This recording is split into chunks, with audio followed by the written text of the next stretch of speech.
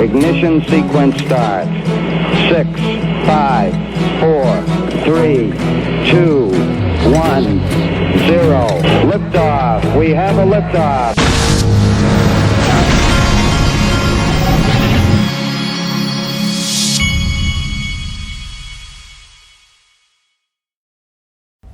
Hey everybody, this is the Digital Asset Investor, and I'm going to start with this. Wanted to show you this tweet from Dark Defender. Below TA for XRP is the same with the last scenario I shared, but zoomed in version. The short-term resistance and support levels. He gives you all these support levels, and again, I'm not a chart guy. He is. I just think every once in a while it's interesting to look at this stuff. But my favorite part is he says, road to $20. I wanted to take a closer in look. His road to $20, I'm assuming, is this wave 3. And if we look down here, I don't know what year he's talking about. I don't know. I can't see. I don't know if he's got a year projection on here or not. Oh well. The bottom line is the road to $20. Just the fact that there is such a road, I like. Okay, now. Digital Perspectives. Brad Combs put out an interesting video today. Watch this.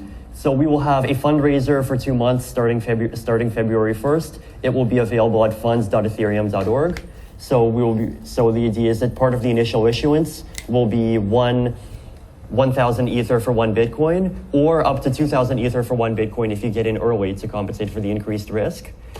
And the SEC launched a massive crackdown on everything blockchain, crypto oriented. There's going to be a lot of cases coming out of here. But here's what we understand, which is interesting. This self-regulatory agency could be put through, and I think this is the biggest effort yet, where they have major white shoe law firms they've hired, something known as the Brooklyn Project. You mentioned Ethereum as well, and so is the takeaway that these are not securities then?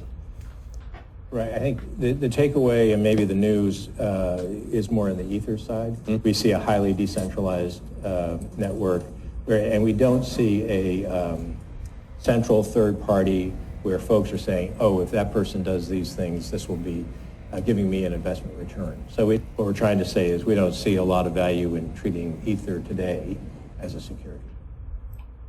So the SEC charges Ripple and 2 executives with conducting $1.3 billion worth of unregistered securities offerings, while Ether gets a free pass.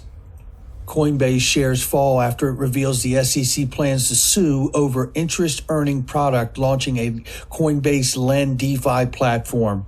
However, in 2019, we see Ethereum co-founder Vitalik Buterin criticized for allegedly advising 13 ICOs. Here is a quick list from BitMEX research that shows a list of companies of ICOs that Vitalik Buterin was either advising or backing. Here's a graph that illustrates Vitalik Buterin was involved in more ICOs than some of the biggest investment banks in the world.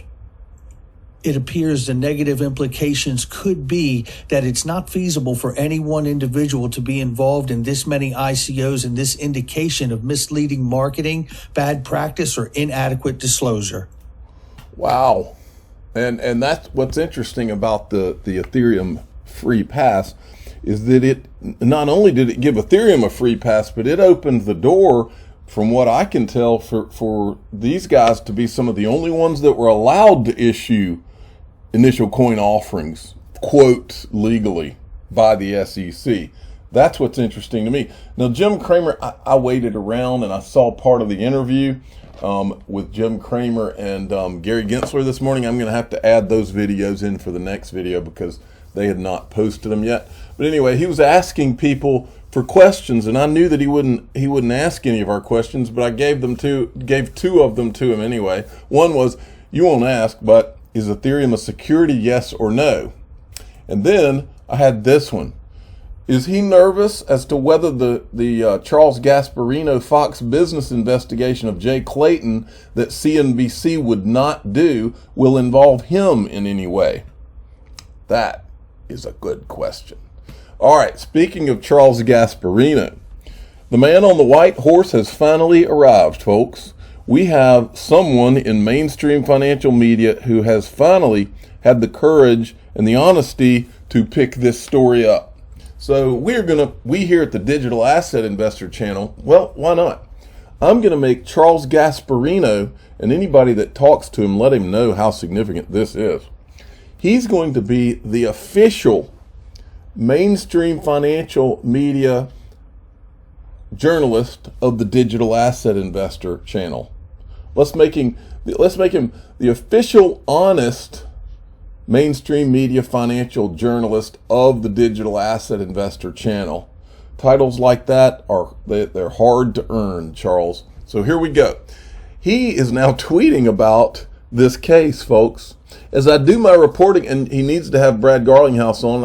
I also think he needs to have John Deaton on, and Charles Hoskinson, who was one of the first people at Ethereum who left because he didn't agree with the way were going to conduct the ICO, and did not accept Ethereum either, the tokens.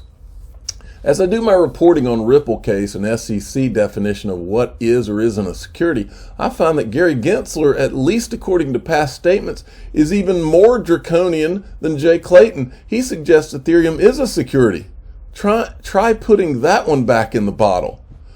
Oh, well, Charles, we're going to show you more, and I'm going to answer some of your questions here, but oh yes, he many times at MIT said he thought Ethereum was a security, and I believe he still thinks it, but he won't answer the question.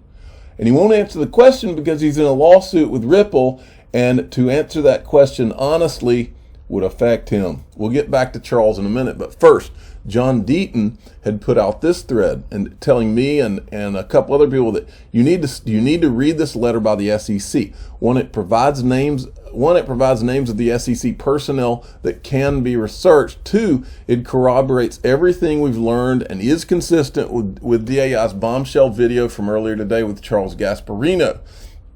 And he goes through, there's like all kinds of meetings that happened, some in December 2017 with Joseph Lubin, Consensus, and then some with like Valerie Chapinick at the SEC. And these are meetings where they blocked out a lot of the key information. And if you look right here, here's how they blocked out a lot of the key information. And as you go down through this document, I got to, I think it was this page. Let's see. Maybe not. It's this page. I got down to this page and my attention was caught. See, they're blocking out, it says, in which she gathered information to inform deliberations on whether something. And then here it says, reflect Ms. Japinick's work gathering information about she deemed relevant to determining whether, so it's obviously leading into whether something is a security, but they're blocking out all the relevant information. Well, one name jumps off the page right here, Joseph Lubin. We know all about him. We've talked about him on this channel. And that was notes from the meeting. They're hiding the notes from the handwritten notes from the December 2017 meeting with Joseph Lubin. And then down here, there was an April 2018 meeting with an MIT professor, Christian Catalini. Now, I recognized that name because that guy is the same guy that now heads the Diem project, which is Facebook's project, which used to be called Libra. So I think it's pretty relevant that we know what's going on. So now we see that Ethereum's meeting. Now, remember, these meetings are going on while Brad Garlinghouse and friends at Ripple are screaming, they're begging for regulatory clarity. And I believe that they were being boxed out intentionally while these guys behind the scenes are having meetings with them. So it's very important, A, because this MIT professor, I guess he was at MIT with Gary Gensler at the time. And B, he's with the Diem project. But you don't have to take my word for it because I gave you some screenshots. There he is in the notes or in the courtroom documents, Chief Economist, Diem Association. Now he joined it after that meeting with the SEC later in 2020. But here he was at MIT, and I'm pretty positive that he was there with Gary Gensler. Wonder if they know each other. And then we've got this morning on CNBC, this lady, I was sitting there watching, I was like, are you freaking kidding me? This lady, Kavita Gupta, who was at consensus during the time that Ethereum got the Ethereum free pass. She was there. But now she's like a new person working somewhere else. She's going on CNBC to complain about the SEC. Whenever you hear, regulation and government intervention, you think, whoa, is that going to be a positive or negative? Well, when you see things like Steve Cohen, the billionaire, now investing in new cryptocurrency in a trading firm, and you just see more and more staid Wall Street firms that are opening divisions, and even countries. Okay, it's El Salvador, but it's still a country that's using it as legal tender. All these things seem to indicate we're here to stay. Now we just have to figure out what the regulatory framework looks like to protect investors. Isn't this all positive, Kavita? Super positive, but I am actually very not surprised that what he said yesterday, Gary Gensler, but what I was really actually surprised is we are quoting about this is wrong. Those are some of the securities are supposed to be securities trading. They should not be trading. But why are we not really going and saying this is the regulation, this is how it should be treated? Nobody in the space is saying, hey, we don't want to follow, or we're gonna be having an issue with following. We want to. So my biggest question out here is, instead of saying DeFi is producing this much earn or this much market cap or Bitcoin disappeared, why don't we just say this is the way to do the business and these are the regulations? Well, it's great to have her help now, but back when Ethereum was getting the free pass and the investigation was beginning against Ripple, she seemed to be on team consensus back then. You have to wonder what she knew. And don't take my word for it. August 2017 to July 2019, Ethereum got their free pass on June 14th, 2018 from our old buddy William Hinman. And then Perion Boring, now to give you some history here, Perion Boring is with the Chamber of Digital Commerce, and her organization, the whole point of it is to support all of crypto. Meanwhile, we haven't heard a peep out of her in support of Ripple since that lawsuit dropped. I've asked for the peep several times. I've asked, where's the Chamber of Digital Commerce? But not until Coinbase gets attacked does she decide that it's time to come out and defend the crypto industry. She didn't have a problem, I guess, with Ripple being attacked, but now, all of a sudden, or maybe she sees that someone from Fox Business is about to cover this thing. Advise what would you, if you could advise the SEC chairman, Perion, how would you like to see this done? What is the to satisfy all the constituents here? I think sorry, go ahead. Yeah. We need clear and predictable guidance.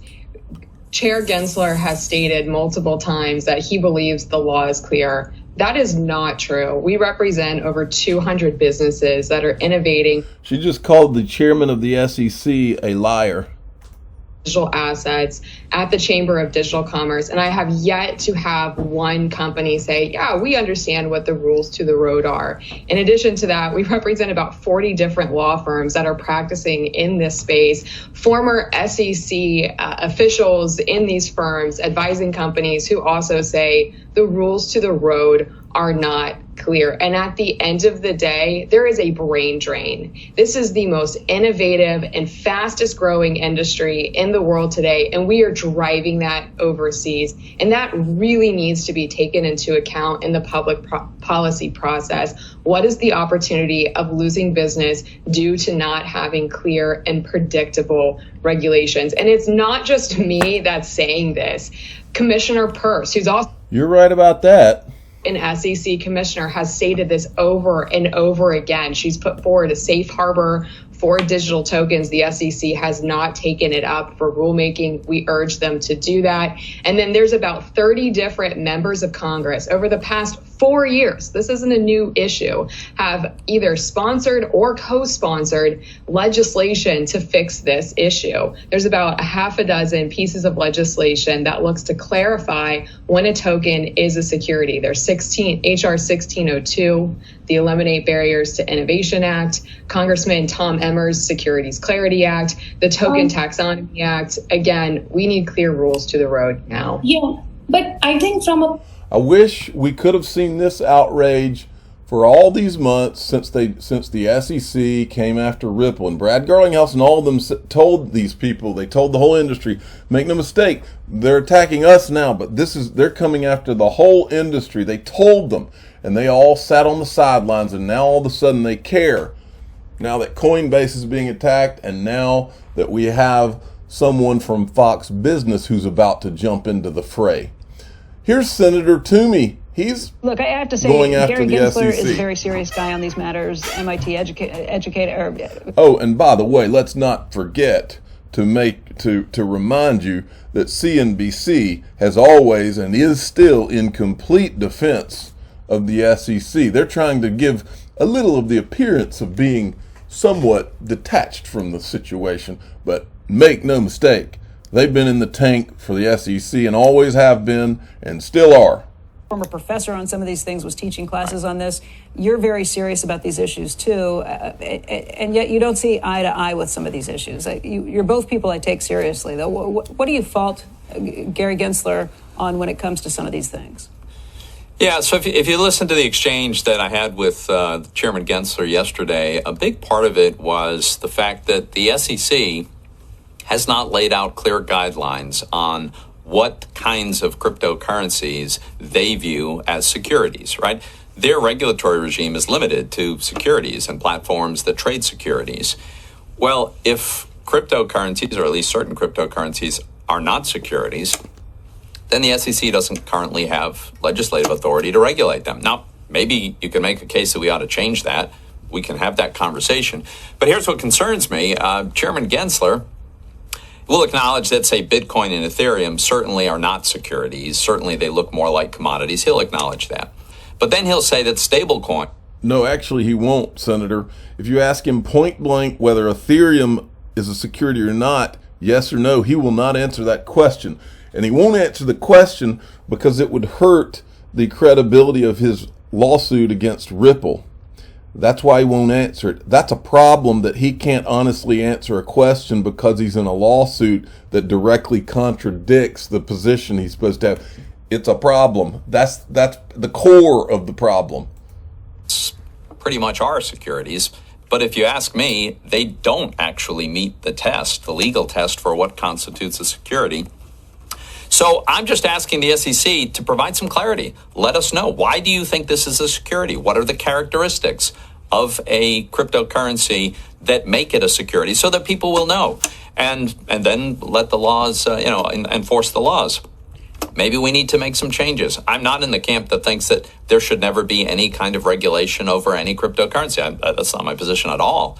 But I do think there needs to be transparency and objectivity about what we're doing here. And the SEC is taking enforcement actions without first having laid out how they interpret, how they apply existing securities law to this really, really important and innovative new category of finance. Okay. Then I wanted to point out, I decided to go look at Gary Gensler's latest calendar. I wanted to make everyone aware that we all know that he's ignoring congressmen and the crypto industry about clarity. He's trying to pretend like there's clarity when everybody knows there's not, and they're telling him so. Senators, representatives of industry, companies, they're all saying there's no clarity, while these guys look like a horse's behind and try to act with a straight face like they think there is, when they don't believe that. Well, he's also ignoring the 30,000 signature petition by XRP holders to look into, I believe it was to look into Jay Clayton, but he's making plenty of time, so he's ignoring all of that. But he's making plenty of time for Jamie Dimon. Jamie Dimon, 7 p.m. phone call right here. Gary Gensler, June 9th, 2021. Jamie Dimon, 1 p.m. meeting with not just Jamie Dimon, but his staff on June 15th, 2021. So Don't worry, folks. Jamie's being taken care of while all of crypto is told to piss off by your SEC chairman. Sorry, Senator Toomey. You just aren't as important as Jamie Dimon, apparently.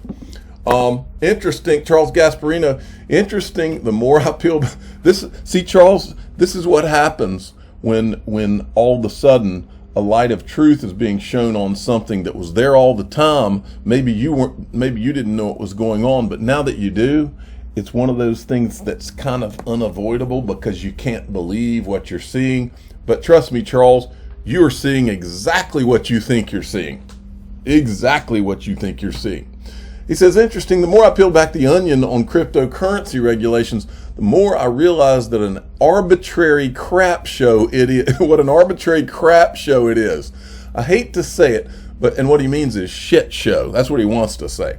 I hate to say it because I'm a free market libertarian, but Congress desperately needs to write some rules of the road here. And he's retweeting. He must know that we have an official cool guy on this channel who is Mr. Intuitive. He had said this: Ripple was financed by VCs. They just so happened to own XRP. XRP existed before the company Ripple was made and raised funds. Ethereum for sure raised funds to start their company through issuing tokens in exchange for money or an investment. Ethereum founders stated the money being raised would go towards development of the platform and investors can expect returns. XRP currently for payments, Ethereum smart contracts. XRP can do way more, ETH cannot. ETH slow, expensive, energy intensive. XRP fast, cheap, clean energy. So Charles is getting the picture here, folks. Great tweet by Mr. Intuitive, the official cool guy of the Digital Asset Investor channel. Then Charles says this: maybe someone can answer this basic question. I love that he wants to be educated because, trust me, we're here for him. We're here for him. I went and found about 5 or 10 of my top viewed videos around this topic and copied him in on them this morning just to bring him in. I told him to have a few beers tonight, more or less, and just sit down and relax and watch the show. He says, maybe someone can answer this basic question. What is the real difference between XRP and Ethereum? I get was the SEC saying Ripple, i.e. that it was financed by XRP, but wasn't Ethereum financed through an ICO? I said, does this answer your question? And I left him one of my videos. Ethereum started with a pre-sale and an ICO, which we'll be talking about 72 million Ethereum. Vitalik wanted to raise money. He was maybe 19 years old. He looped in with a venture capitalist from Canada, Joe Lubin, who now runs Consensus. Yes, so we did. What was that like? It started out on Skype channels and some meetups around the world. So really pretty decentralized, remarkably. And we all gathered at the end of January 2014 in a house for around 10 days, maybe a little more, in advance of the North American Bitcoin conference in Miami. And Vitalik was scheduled to deliver this paper describing the Ethereum platform.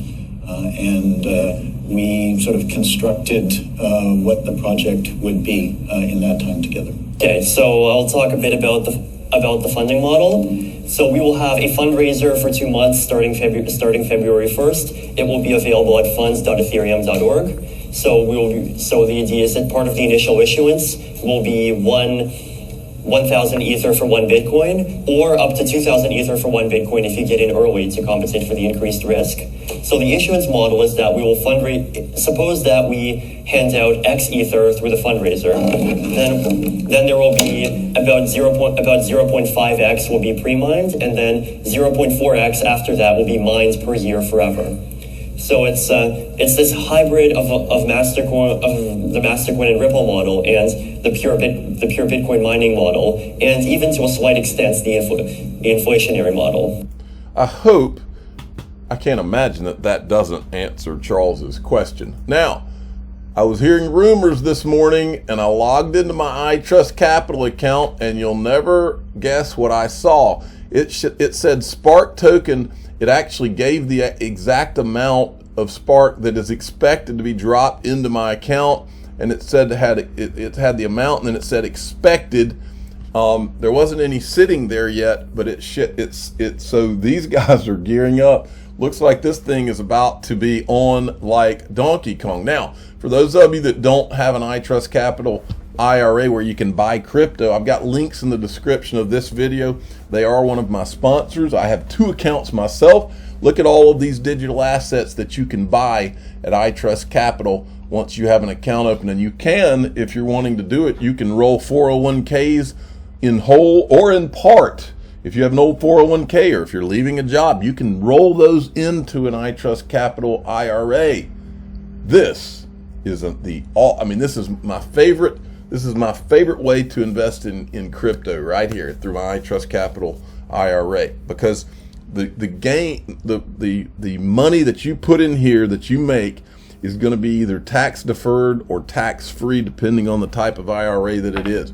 I'm the digital asset investor. I'm not an investment advisor. This is for entertainment purposes only. Please subscribe, hit the like button, and tell your friends and family to check out iTrustCapital.com. Go in the description. I have a 1 month off coupon in there if you want to check that out.